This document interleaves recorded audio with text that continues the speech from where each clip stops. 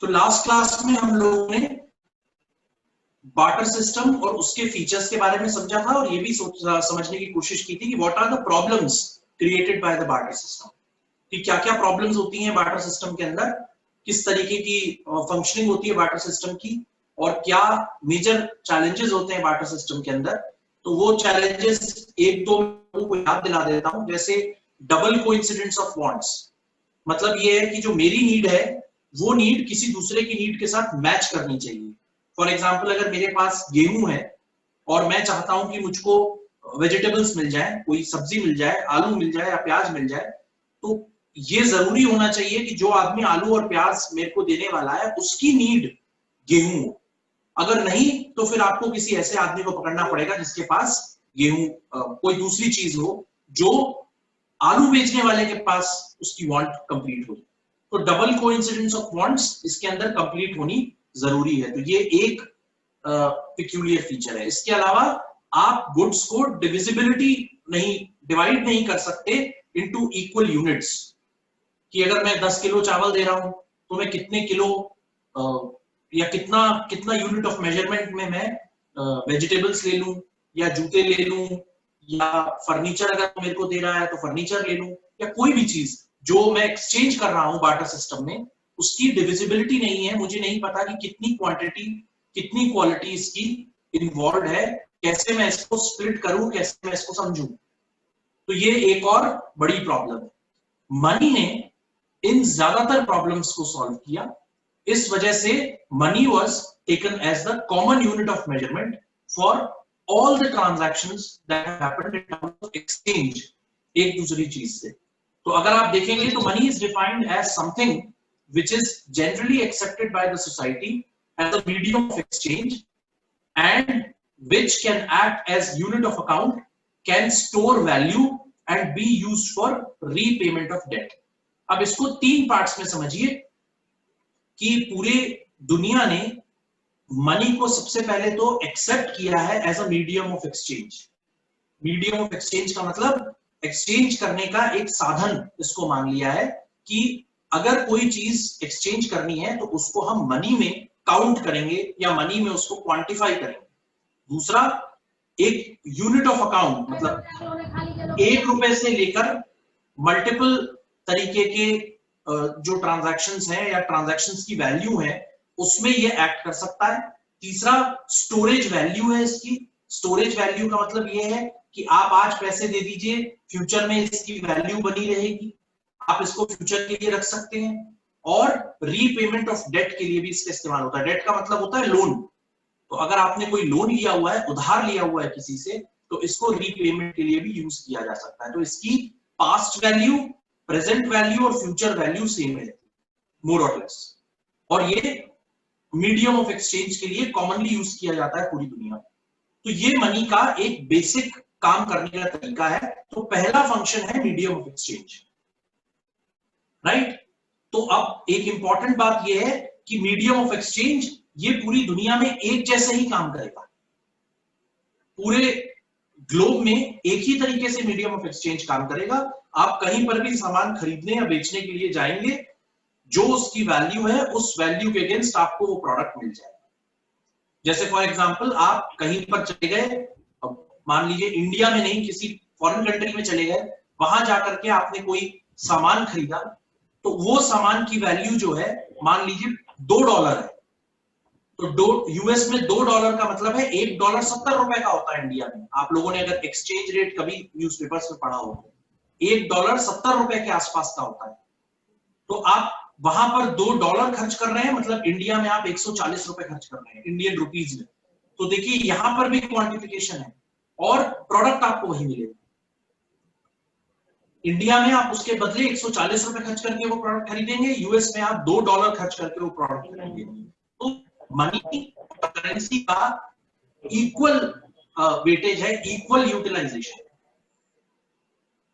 ये बहुत इंपॉर्टेंट है जब हम लोग मीडियम ऑफ एक्सचेंज की बात करते हैं। मेजर ऑफ वैल्यू, तो एक और फंक्शन जो मनी का है वो है मेजर ऑफ वैल्यू। ये कॉमन मेजर है, कॉमन यूनिट है of account for anything that you purchase और you sell in the market.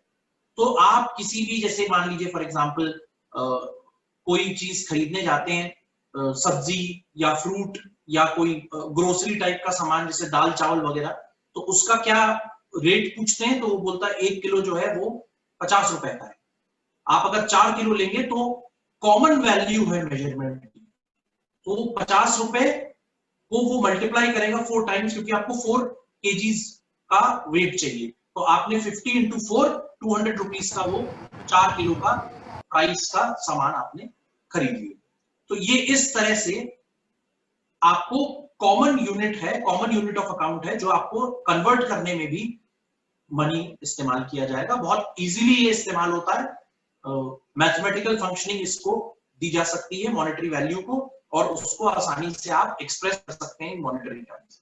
तो 20 रुपए पर किलोग्राम और 4 किलो 50 रुपए पर केजी और 200 रुपए जो है वो 4 किलो का प्राइस है, ये इजीली आप कन्वर्ट करके बता सकते हैं।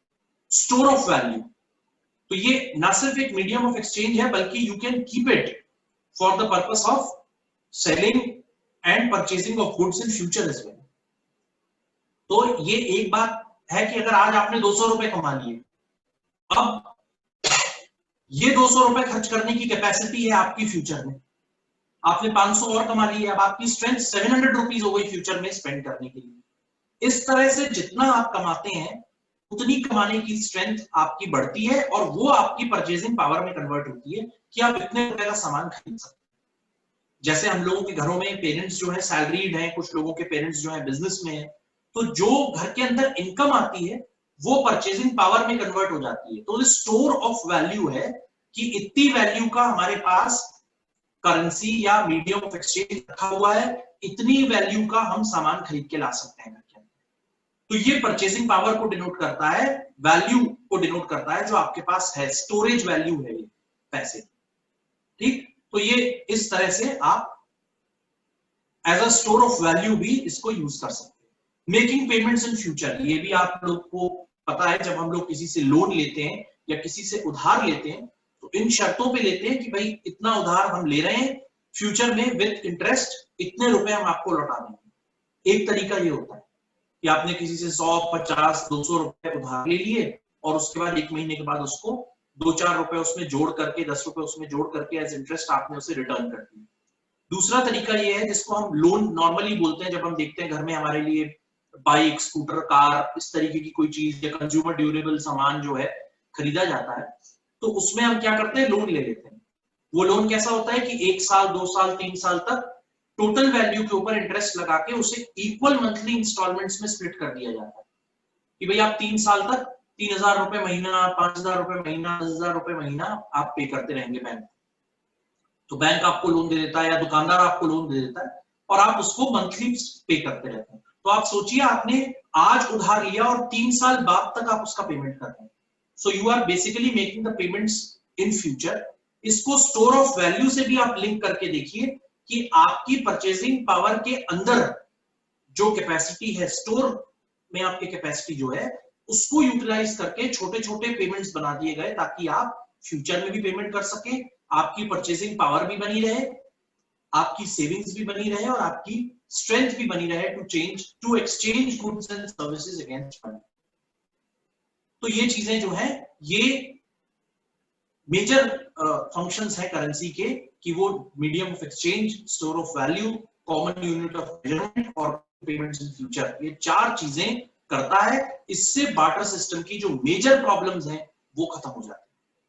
अब आप देखिए, डबल कोइंसिडेंस ऑफ क्वांट्स, इसमें कोई जरूरत नहीं है। आपके पास चावल है, आप उसे जाकर मंडी में बेच दीजिए, कमोडिटी एक्सचेंज में बेच दीजिए। सब्जियां हैं, आप सब्जी मंडी में जाकर उसे बेच दीजिए अगेंस्ट कैश। आपने उसको किसी दुकानदार को दे दिया, दुकानदार ने आपको कैश दे दिया होलसेलर ने, आप वापस अपने गांव आ गए। अब वो होलसेलर आगे किसी को बेचेगा, वो रिटेलर खरीदेगा, वो ले जाकर के लोकेलिटी में बेचेगा, वो भी कैश के अगेंस्ट खरीद के बेचेगा। तो अब आपको किसी की डिमांड या किसी की वांट एक दूसरे से मैच कराने की जरूरत नहीं है कि अच्छा इसको मैं सब्जी बेचने जा रहा हूं, अब मेरे को चावल चाहिए। No need. आप उस कैश को लेकर मार्केट चले जाइए। स्टोर वैल्यू, परचेजिंग पावर बन गई आपकी। जो कैश आपको आपकी सब्जी को बेचने से सब्जी मंडी में मिला, उसे लेके आप मार्केट जाइए, उससे आप चावल खरीदिए, गेहूं खरीदिए, अपने घर की और डिमांड्स को पूरा करिए। आपको अब इस डिमांड को ढूंढने की जरूरत नहीं है कि अरे उस आदमी के पास वो प्रोडक्ट है, मेरे पास ये प्रोडक्ट है, हम दोनों की डिमांड ये होनी चाहिए, मैच कराने की जरूरत नहीं है। दूसरा, आपके पास पैसे आ गए, आपने सब्जी उगा करके बेच दी, आपके पास पैसे आ गए, with that money you can purchase right now what you need for your house, और you can purchase at a later day.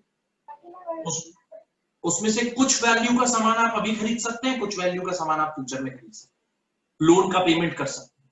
So barter system की जितनी प्रॉब्लम्स थी, डिविजिबिलिटी, 1 किलो चावल, 2 किलो चावल, 3 किलो चावल, हर का रेट अलग है, आपने 50 रुपए किलो रेट फिक्स कर दिया, अब आप 10 किलो चावल खरीदो 50 रुपए के हिसाब से, 1 किलो चावल खरीदो 50 रुपए,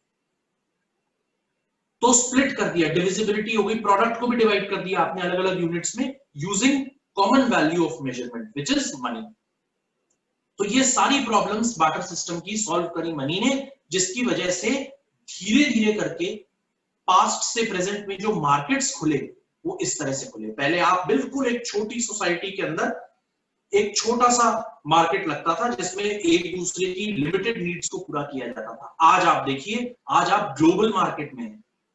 global market in the sense, अगर आप इंटरनेट शॉपिंग करते हैं, अमेजॉन या फ्लिपकार्ट पर जाते हैं, तो आप ऐसे प्रोडक्ट भी खरीद सकते हैं जिसका इंपोर्ट होता है हिंदुस्तान के अंदर, बाहर से मंगाया जाता है। मैंने ट्रेड और इंडस्ट्री पढ़ाया था, उसमें इंपोर्ट एंड एक्सपोर्ट पढ़ाया था।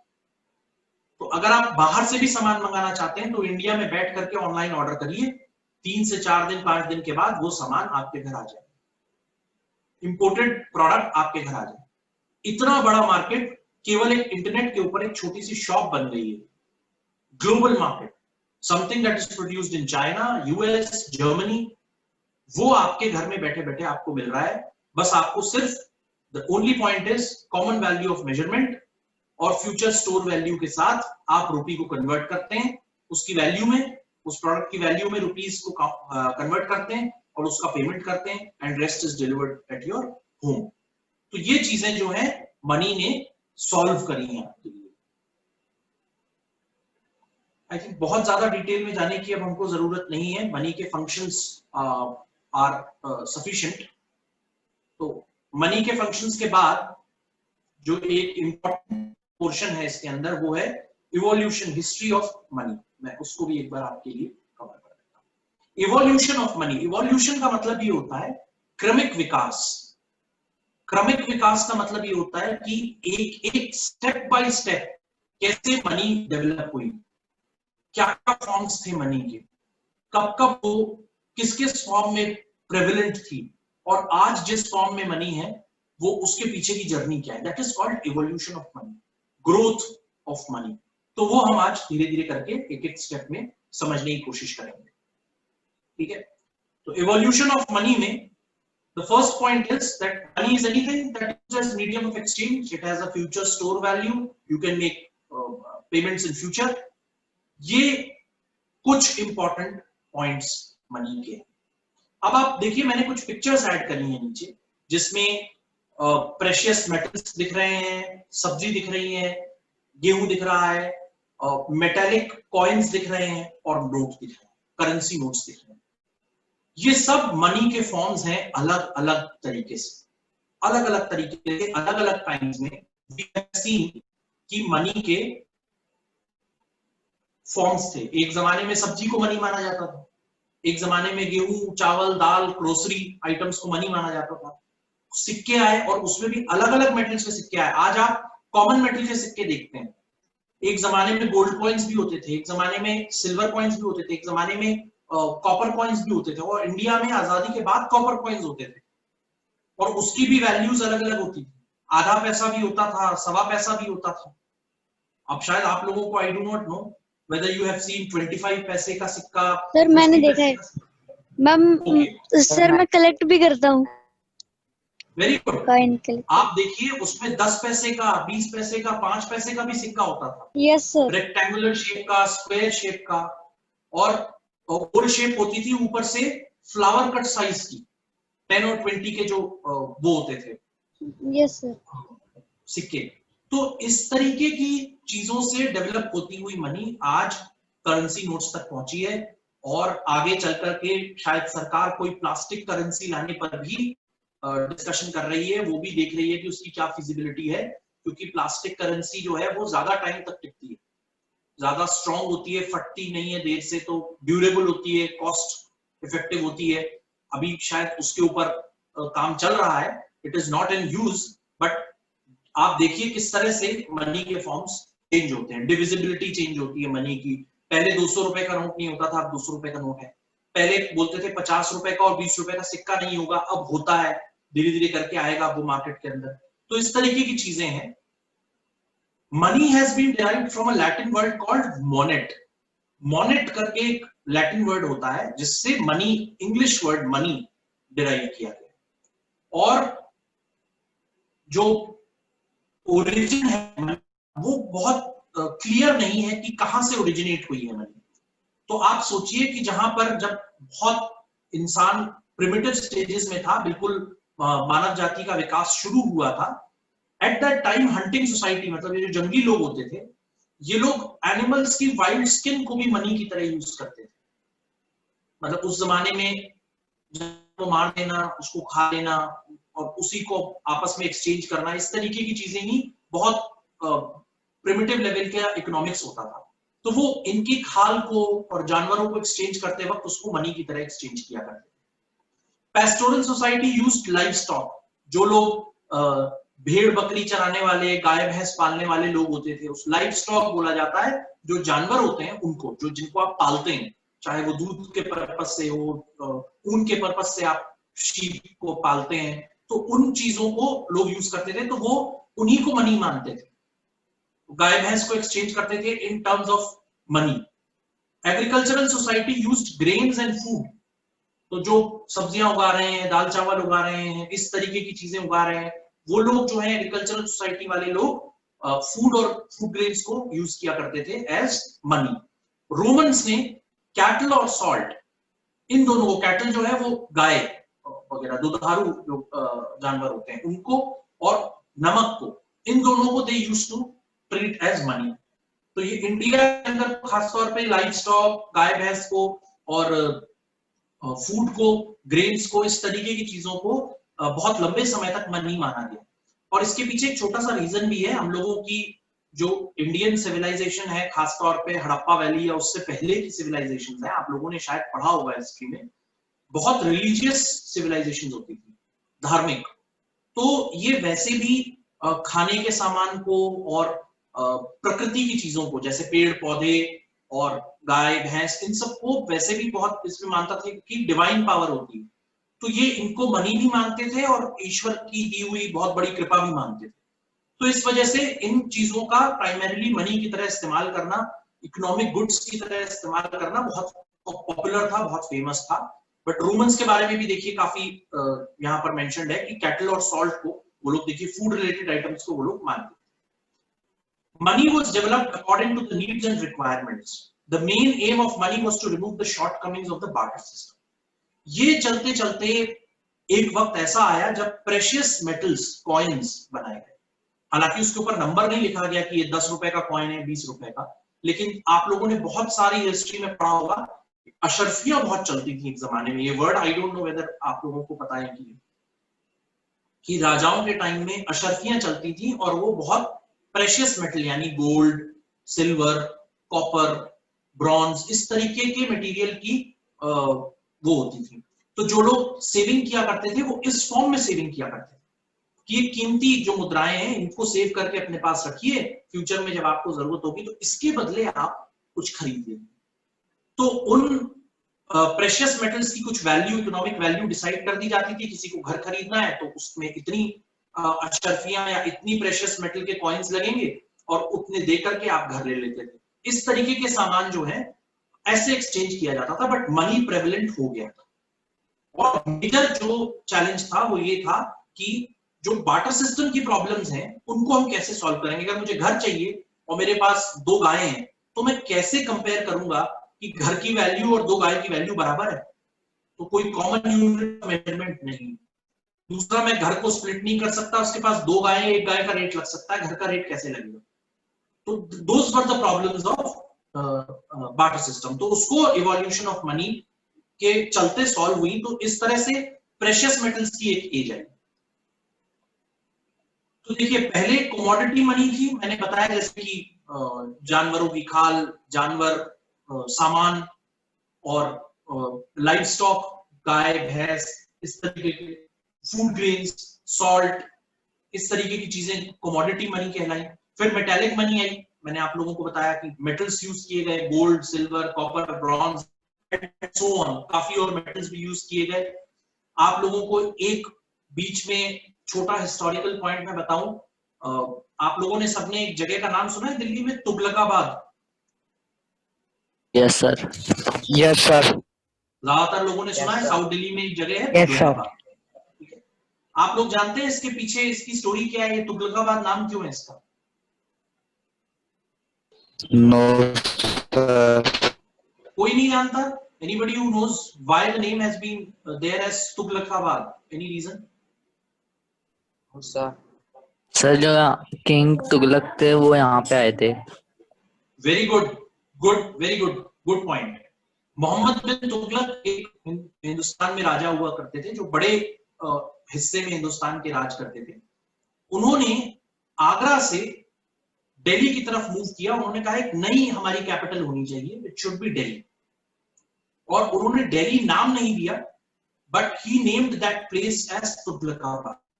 तो आगरा से मूव करके तुगलकाबाद जो जगह है वो उन्हीं के नाम पर नेम्ड है। वहां पर एक छोटा सा किला भी है, अगर आपने देखा होगा। सर 2 किले हैं। राइट, तो वो उन्हीं के बनाए हुए, उन्हीं के वक्त में बने हुए थे वो। तो he was the first person who moved from Agra to Delhi. और एक तरीके से दिल्ली के हिंदुस्तान के कैपिटल बनने के पीछे एक वजह मोहम्मद बिन तुगलक का वो स्टेप भी था। मोहम्मद बिन तुगलक वो राजा था जिसने पहली बार कॉपर के कॉइन्स को नेशनल करेंसी डिक्लेयर किया था इंडिया के अंदर। जिस हिस्से में वो राजा था, बहुत बड़े हिस्से में राजा था, उसने डिक्लेयर किया था कि केवल कॉपर के सिक्के चलेंगे। इसकी वजह से कुछ नुकसान भी हुए और थोड़े बहुत फायदे भी हुए। तो वो थोड़ा सा डिफरेंट टाइप का राजा था। उसने ओवरनाइट डिसाइड किया कि कैपिटल आगरा नहीं होनी चाहिए, तुगलकाबाद होनी चाहिए। फॉर एग्जाम्पल तुगलकाबाद तो उसका अब नाम है, उस जमाने में क्या नाम था मुझे I don't remember.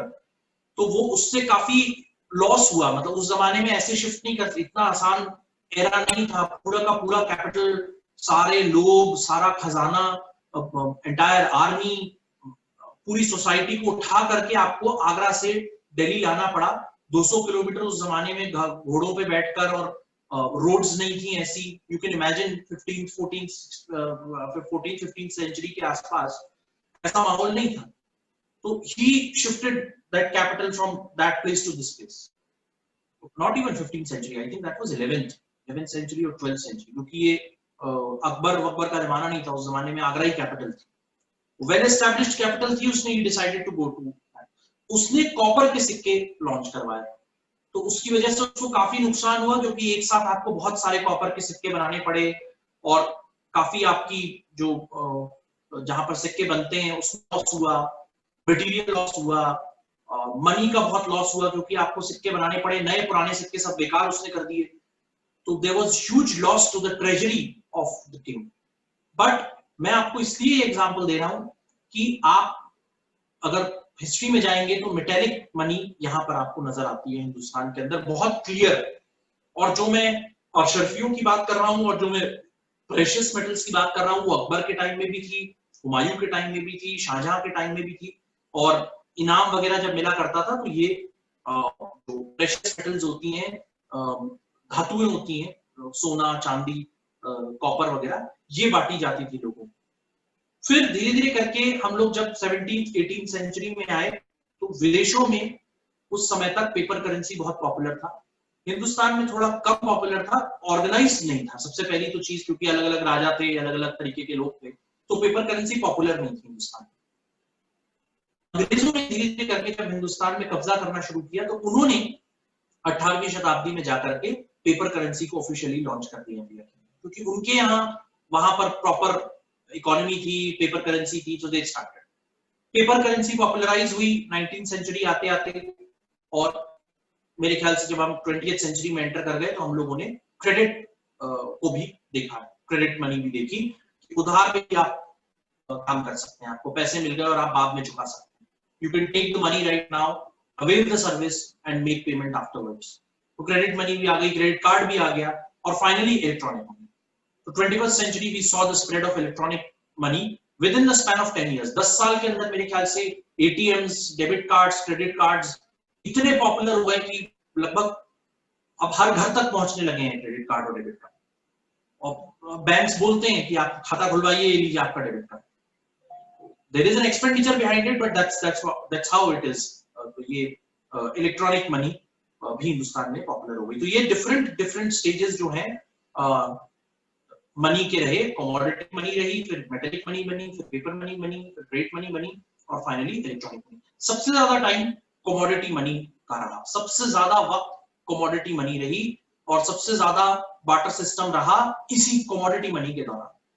Metallic money से धीरे धीरे करके वैल्यू मेजरमेंट शुरू हुआ।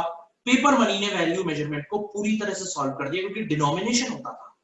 मेटेलिक मनी में कई बार डिनोमिनेशन नहीं होता था, तो सोने के एक सिक्के की वैल्यू क्या है ये एक अंदाजा हुआ करता था। लेकिन पेपर मनी ने इस प्रॉब्लम को पूरे तरीके से सॉल्व कर दिया कि ये 10 रुपए का नोट है, ये 100 रुपए का नोट है, ये 50 रुपए का नोट है, और हर चीज का सोल्यूशन पेपर मनी ने आपको प्रोवाइड किया। एब्सोल्यूट सोल्यूशन आपको इलेक्ट्रॉनिक मनी से मिल गया कि अब आपको सैलरी किसी को बुला करके ऑफिस में अगर 50,000 रुपए सैलरी देनी है तो आपको गड्डी देने की जरूरत नहीं है उसको, नोटों उसके अकाउंट में सीधे ट्रांसफर कर दीजिए इलेक्ट्रॉनिक मनी। क्रेडिट मनी भी हो गई है कि अगर आपको लोन चाहिए, आपने अप्लाई किया, बैंक आपके अकाउंट में ट्रांसफर कर देगा। You don't have to go to the bank with a suitcase कि मुझे 10 लाख का लोन मिलना है, मैं एक सूटकेस लेके बैंक जाऊंगा और फिर उसमें भरवा के लेकर के आऊंगा। That was about 20 years back, ऐसा हुआ करता। तो ये चीजें जो है अलग अलग स्टेजेस पर आपको मनी के, देखिए कमोडिटी मनी आप लोगों ने इसके बारे में पढ़ा। Cow, goats, axes, dried fishes were used as medium of exchange. तो बार्टर सिस्टम के अंदर सबसे ज्यादा ये कमोडिटी मनी यूज हुआ करती थी।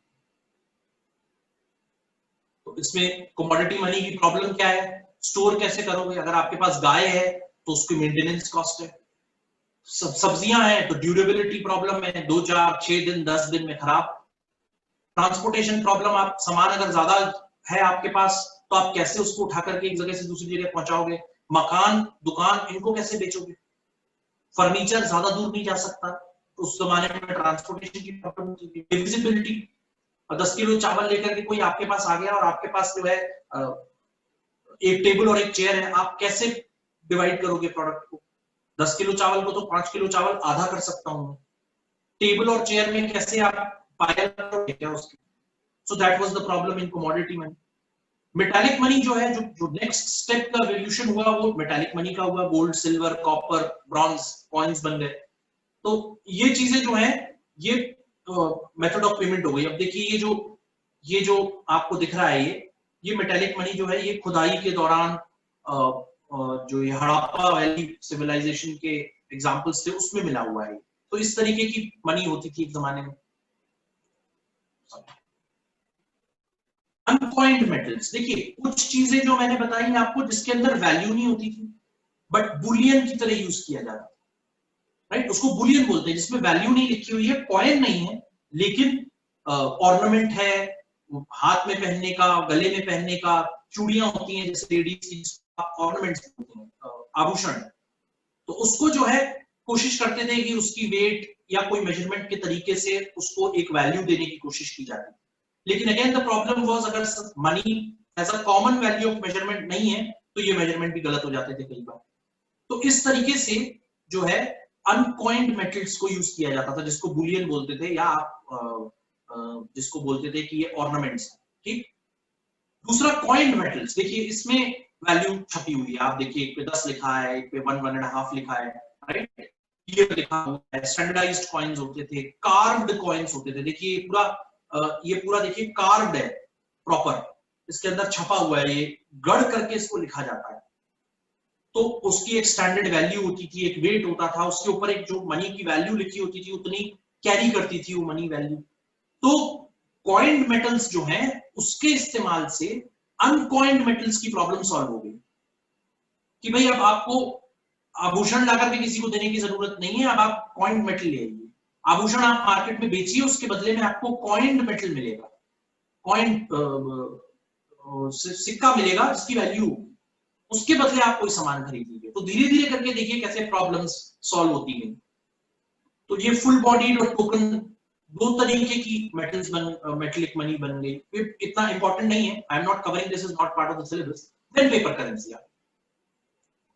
तो पेपर करेंसी अलग अलग देशों में पॉपुलराइज हुई। पहले प्राइवेट बैंक्स बनाया करते थे कई देशों में, धीरे धीरे करके फिर सेंट्रलाइज होने लगी है करेंसी प्रिंटिंग, क्योंकि इलीगल तरीके से, गलत तरीके से लोग गलत तरीके से पैसे इकट्ठा करने लगे, तो फिर सेंट्रलाइज हो गई। जैसे हिंदुस्तान के अंदर reserve bank of India authorised है करेंसी प्रिंट करने के लिए, ऐसे अलग अलग देशों में, जैसे यूएस में फेडरल बैंक है, इंग्लैंड में बैंक ऑफ इंग्लैंड है जो इस तरीके के नोट प्रिंट करता है सेंट्रलाइज्ड एक तरीके से। तो ये धीरे धीरे करके आपको इस तरीके का ट्रेंड दिखने लगा, और पेपर करेंसी ने आपकी बड़े लेवल की प्रॉब्लम्स को सॉल्व किया। इनिशियली जो है, जो ये सुनार वगैरह जो होते थे, जो आभूषणों का बिजनेस करते हैं, ऑर्नामेंट्स का, इनिशियली वो लोग ये नोट बनाया करते थे, क्योंकि नोट के पीछे एक सिक्योरिटी होती है, और वो सिक्योरिटी जो है, हर नोट के पीछे जो अमाउंट ऑफ सिक्योरिटी होती है, that is in terms of gold.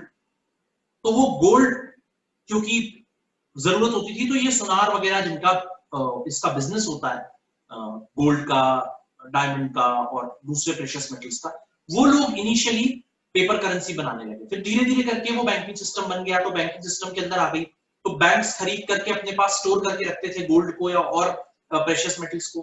फिर सेंट्रलाइज्ड बैंकिंग के पास चली गई। तो आप जब नेक्स्ट ईयर में 10th में मैं आपको पढ़ाऊंगा, तो बहुत बड़ा स्टॉक गोल्ड का रिजर्व्ड है रिजर्व बैंक ऑफ इंडिया के पास for printing of these notes. तो ये नोट्स गारंटीड है, इनके पीछे गारंटी है, and that guarantee is given by government of India against gold reserves. तो ये ऐसे नहीं है कि खाली पेपर मनी है और आपको जो है पेपर मनी दे दी। इसके 10 रुपए के पीछे एक लगभग 8-9 रुपए, 5 रुपए, 8 रुपए की वैल्यू का सोना इसके अंदर लगा हुआ है, तब ये जाकर के करेंसी 10 रुपए की बनती है। So there is a weightage behind it. What is the logic, वो सब मैं आपको नेक्स्ट क्लास में बताऊंगा। बट पेपर मनी इस तरह से शुरू हुई। तो ये पाकिस्तान की पेपर करेंसी डली हुई है इसके अंदर।